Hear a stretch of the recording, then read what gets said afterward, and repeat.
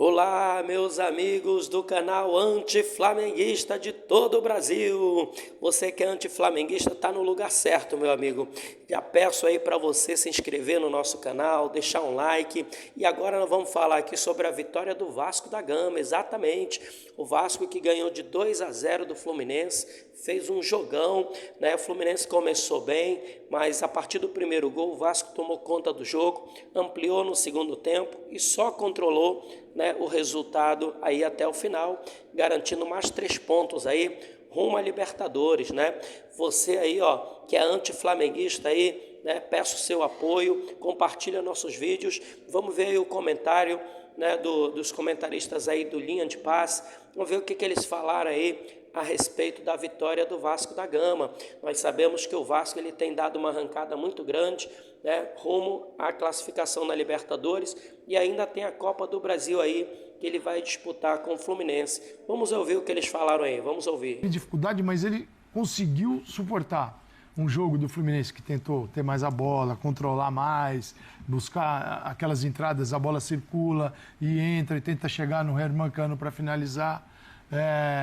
Foi um jogo difícil de ser jogado. Acho que o Vasco teve essa maturidade, para mim, para aguentar, suportar os 90 minutos, o ponto alto, porque, claro, né, o Ryan está numa fase legal, o Vasco tem no Coutinho um cara que é preciso saber usar para não perdê-lo, mas ele realmente faz uma diferença enorme. A lateral direita ela é muito forte. Sim. Né? Ô Calçade, o goleiro, né? Contra o Fortaleza, o Vasco, o Léo Jardim já é um goleiro assim, o torcedor vascaíno, ele gosta muito do Léo Jardim, mas entende que em alguns lances o Léo Jardim falha, não sai gol e tal, tem uns momentos de oscilação, ok. Mas se a gente pegar esses 2 últimos jogos contra o Fortaleza, ele foi fundamental na vitória por 2-0, que o Vasco tomou uma pressão, depois teve um jogador a menos, e hoje ele não apareceu, mas no lance capital ele fez uma defesa espetacular, que foi no chute do cara. Eu só queria aproveitar a sua fala sobre goleiros e lembrar um negocinho. A gente consegue entender as dimensões de cada posição. Pô, um time tem o Vitor Roque hoje e o Flaco Lopes, estão arrebentando. O Flamengo tem o Pedro. Pô, o Pedro. E tem times que não tem um jogador, um centroavante, ou 2, ou meio, deste tamanho. O Vasco jogou sem centroavante hoje. Então, essas equipes entendem que elas estão num nível abaixo por não contar com o centroavante de seleção. Uhum. Gente, o goleiro é a mesma coisa.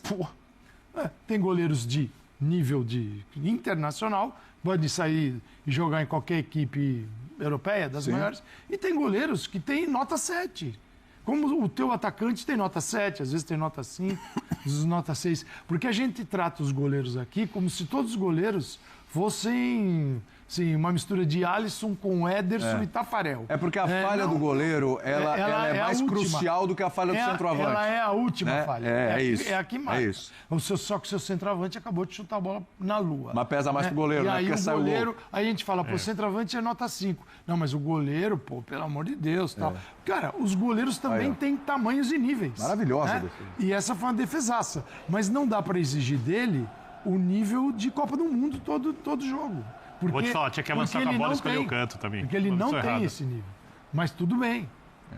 Agora, é o Vasco, cara. Agora, Calçado, você estava falando para passar aqui para o Birner sobre o Vasco que então, nessa consegue hora, controlar. só vão lembrar do seu goleiro, mas não do chute na lua. Exatamente. E o Vasco consegue controlar, porque até isso mudou no Vasco, né, Birner? Se a gente parar para pensar um pouquinho, o jogo contra o Grêmio, o Vasco martela, perde um caminhão de gols, toma empate. Contra o Internacional, o Vasco não estava mal contra o Inter. Aí acontece aquele lance com o Léo Jardim, é expulso e tal, etc. Toma empate. Contra o Ceará, 2-1 ganhando em São Januário. Se eu não me engano, o Vasco estava até com um jogador a mais naquele jogo contra o Ceará, se eu não me engano. E aí, no final, acaba tomando nos acréscimos o empate do Ceará. Então, assim, o Vasco mudou essa chavinha também. Hoje o Vasco, contra o Fortaleza, ele sofre um pouco, no segundo tempo, principalmente, mas consegue de alguma forma controlar, se segurar, vence o Fortaleza, a vitória importante. O Vasco vai buscar aquele jogo contra o Vitória, 4-3, aquela virada e revirada e virada, né, no placar, sai vitorioso, toma o terceiro gol, empate, vai buscar o quarto. E hoje, embora não tenha feito um bom primeiro tempo, consegue sair na frente nesse primeiro tempo e mata o jogo no começo do segundo tempo. Acho que assim, até o comportamento, a postura, a mentalidade do Vasco evoluiu, mudou. E a gente vê isso com o resultado em campo também, né? Eu acho que, olhando o elenco do Vasco e colocando em conta o que o Diniz tira, nota 9 pro técnico. Porque vale lembrar como o Diniz pegou o Vasco. Era um time que era Lucas Piton cruzando bola pro Verratti, o Verratti era praticamente intocável, tudo dependia do Verratti. O Verratti, o jogador pode ser útil. Hoje, ficou no banco de reservas, entrou só no finalzinho da partida. Porque o Diniz foi criando outros jeitos de jogar. E aí eu lembro do Ryan, que talvez seja o destaque do Vasco no campeonato. Para mim é até o momento. Sim. Não só pelos últimos jogos. Né? É só ver quantos pontos ele deu para o Vasco, resolvendo jogos em jogadas individuais, muitas vezes. Que tomou bronca do Diniz. Porque eu não lembro exatamente contra quem, se foi contra o Corinthians, se foi... Não lembro exatamente contra quem. Também não, foi cobrado, e jogando do lado direito. Aquele jeito do Diniz, né? Aquele jeito não marcava e as pessoas, o Diniz, como tá falando com o Ryan? Cara, o Ryan tem 18 anos de idade, um jogador jovem, com potencial. Melhor do que outros jogadores que foram elogiados na idade dele nessa temporada e já saíram do país. Foi contra o Corinthians mesmo. Foi contra o Corinthians, né? Não tinha certeza. E a utilização dele como... Nem foi falso centroavante, mas como falso centroavante na posição de hoje. E o jeito como o Diniz utiliza ele no lado do campo e como entende o jogo e como orienta o jogador, está acelerando o processo de maturação dele. Eu quero lembrar de um outro jogador, só fazer uma comparação, já que a gente está falando do Fluminense. Pode falar. Tem o John Kennedy pré-Diniz, com Diniz e pós-Diniz. O técnico tem uma coisa ali, eu não estou comparando o John Kennedy com o Ryan, na questão do comportamento, nada disso, que sabe lidar com os jogadores, que funciona na maior parte das vezes, mas como é o Diniz, a impressão que eu tenho é que esperam um erro de saída de bola, um erro de marcação atrás, uma conversa que não cai bem com o jogador para invalidar tudo que o cara faz de certo. E o que ele faz de certo há muito tempo. Sim. Há muito tempo. No mínimo desde quando assumiu o São Paulo e chegou a ser líder do Campeonato Brasileiro.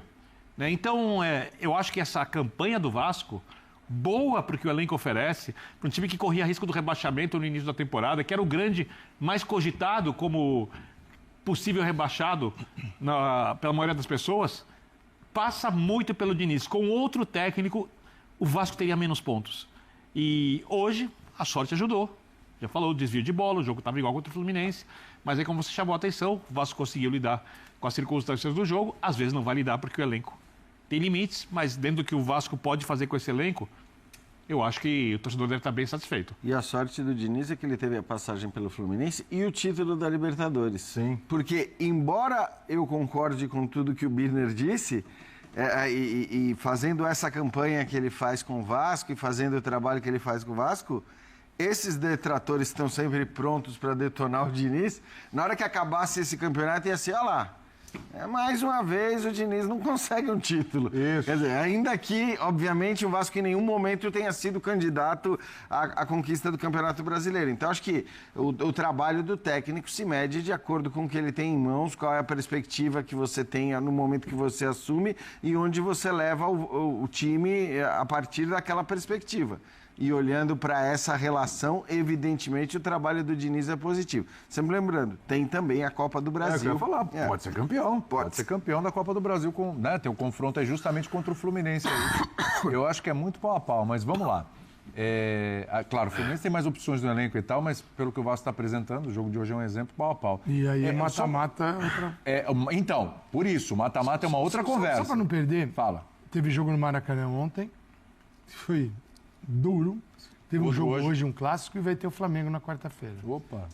Viva o gramado. Não tem alternativa, mas também, quando tiver aquele trilho no Maracanã, o gramado, a área careca, também não dá para reclamar. Nenhum estádio aguenta 3 partidas, de domingo a quarta, 3 partidas. Só não vai ter jogo na terça. E os únicos times que marcaram mais gols que o Vasco foram Palmeiras, Flamengo e Mirassol. Ninguém aguenta. Vamos dar uma olhadinha nesse segundo turno do Vasco? Vamos lá? E a gente vai responder essa pergunta aqui que está no nosso GC já já. Atenção, segundo turno do Vasco, o Vasco hoje é o 8º colocado do campeonato. Gente, no retorno, o Vasco é o 3º colocado do campeonato. O Vasco tem apenas... A 2 pontos do Palmeiras. É isso que eu quero chegar. Na frente do Flamengo. Exatamente isso. O Vasco tem só 2 pontos da melhor campanha do retorno, que é o Palmeiras, tem 25, 1 ponto abaixo do Mirassol e tem 2 pontos acima do Flamengo. Olha a campanha do retorno do Brasileiro do Vasco. E aí eu pergunto para vocês. Lembrando só que o Vasco tem um jogo a mais que o Flamengo, tá? No retorno. Perfeito. Aí eu pergunto para vocês, a perguntinha lá da Tarja, né? Do nosso GC. O Vasco já pode sonhar mais alto? Quando eu falo sonhar mais alto, o Vasco hoje é o 8º, certo? Independente. Ou seja, ele já está sonhando com o Libertadores porque já é uma colocação. Já virou esta realidade mesmo? Mudamos a página? É isso? Hoje o Vasco tem que olhar para cima. Esquece a coisa de rebaixamento. Já vamos olhar para cima? Isso acho que sim. Com 39 mesmo. Pelo que está jogando, por tudo. E eu acho que assim, não tem jeito. Qualquer um que, ainda mais se a gente vai usar o verbo sonhar, né, que acho que assim, é legítimo. Todo mundo pode sonhar, né? Não, mas assim, quem está numa colocação em que o Vasco está, na 8ª colocação, tem obrigação de sonhar com Libertadores e não ficar dizendo, meu objetivo é não cair. Até porque acho que, de fato, você olha a diferença do Vasco aí para os times que estão na zona de rebaixamento, para aqueles 4 lá, e aí falando até mesmo de elenco e de potencial, assim, claro, nós estamos falando nesse momento de um time que está jogando mais, que está jogando melhor, mas também um time que tem mais elenco, um time que tem mais condições de não brigar para cair. Então, eu acho que não tem discussão. O objetivo do Vasco tem que ser uma posição que lhe permita ir para a Libertadores, e muitas vezes isso vai depender dos outros campeonatos, de quem vai ganhar a Libertadores atual, de quem vai ganhar a Sul-Americana atual e onde estes times vão estar no Campeonato Brasileiro, a própria Copa do Brasil, que o Vasco pode ganhar. Então, assim, acho que não tem muita discussão, né? Para o Vasco, o objetivo tem que ser esse. E, claro, hoje, olhando ainda mais para uma Copa do Brasil que não tem Palmeiras, que não tem Flamengo, sonhar também com o título da Copa do Brasil. O confronto direto é contra, perdão, Birner, o confronto direto é contra o Fluminense e depois, numa eventual final, pode ser o Corinthians ou pode ser o Cruzeiro. O Vasco que recentemente venceu o Cruzeiro por 2-0. Só uma coisa aqui para te passar, Birner. 3 Birner, candidatos dessa semi estão numa zona que a Copa do Brasil o leva para a Libertadores e faz todo sentido. Que é o Fluminense, que ainda não chegou lá, o Vasco e o Corinthians. O Cruzeiro é o terceiro, ele esse já tá. Dificilmente ele não vai, teria que... Para o Vasco, se ele não for o campeão da Copa do Brasil, o melhor seria o Cruzeiro ser... O Cruzeiro já está na Libertadores. Já. Na fase de grupos da Libertadores. O Cruzeiro já está classificado, mesmo matematicamente não estando ainda, na prática já está classificado. O Cruzeiro tem 10 pontos a mais que o 5º colocado. Perfeito. Não vai perder a vaga. Perfeito. Ainda mais pelo futebol que joga.